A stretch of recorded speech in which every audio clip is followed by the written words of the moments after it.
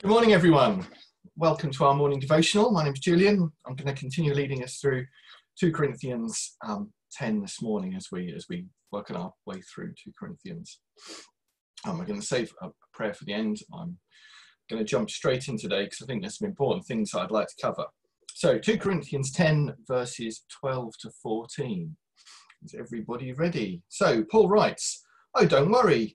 We wouldn't dare say that we are as wonderful as those other men who tell you how important they are, but they are only comparing themselves with each other, using themselves as standard of measurement. How ignorant.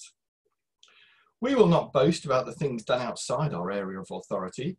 We will boast only about what has happened within the boundaries of the work God has given us, which includes our working with you. We are not reaching beyond these boundaries when we claim authority over you, as if we had never visited you, for we were the first to travel all of the way to Corinth with the good news of Christ." There we go. So Paul is writing here and re-establishing his authority, or reminding the Corinthians about his authority over them.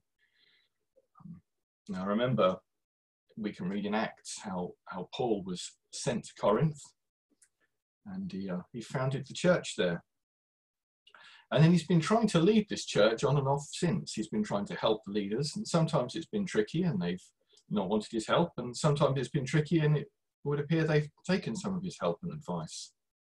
But as he writes in the letter of 1 Corinthians, where are we? Chapter 4, he says, "I am your spiritual father." Lots of other people are there and were there planting the church. And so he's taking his responsibility quite seriously. In the same way that that the chap who sits next to me at work is preparing for his exams, and he has to give examples of what he's done. He has to be very careful not to embellish the truth. He writes, "I designed that valve for that treatment works." He could say, "I was in charge of all the valves," but that would be overextending where his responsibility is. Paul here has founded this church, built this church, loves this church, and wants to be involved with the building of this church. And he's not stretching beyond what he's done. He's only writing about what he has done. He's actually taking responsibility for his work, which is an important fact that we have to remember. So we've all got little areas that we're responsible for. One of us is responsible for the whole of China, which is a big undertaking, and I'm sure at times it gets daunting. You know, one of us has responsibility for a small church full of people, and it must be like herding cats sometimes. But again, you know, that's the area we've got, and it is difficult and it is frustrating, but we will have successes and breakthroughs, and we can boast in those successes and breakthroughs to encourage ourselves and remind ourselves what we've done, and to encourage our population, our congregation, our friends, that things do go well and we can build a church, and God is building a church, and the kingdom of hell will not prevail against it. So I think the only other thing to think about is this whole boasting. Paul says he's only boasting about his endeavours, which is a good thing to be confident in, because that's an honest reminder of what you have done. But he talks about the other spiritual leaders that are there and how they are comparing themselves with themselves.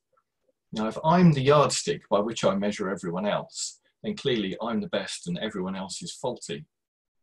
But if I'm looking to God as a judge and a yardstick by which I am measured, then I will notice where I can still improve, where I'm completely flawed, and where I'm doing okay. And that's not meant to condemn me, but that's more of an absolute reminder of who we are and who God is.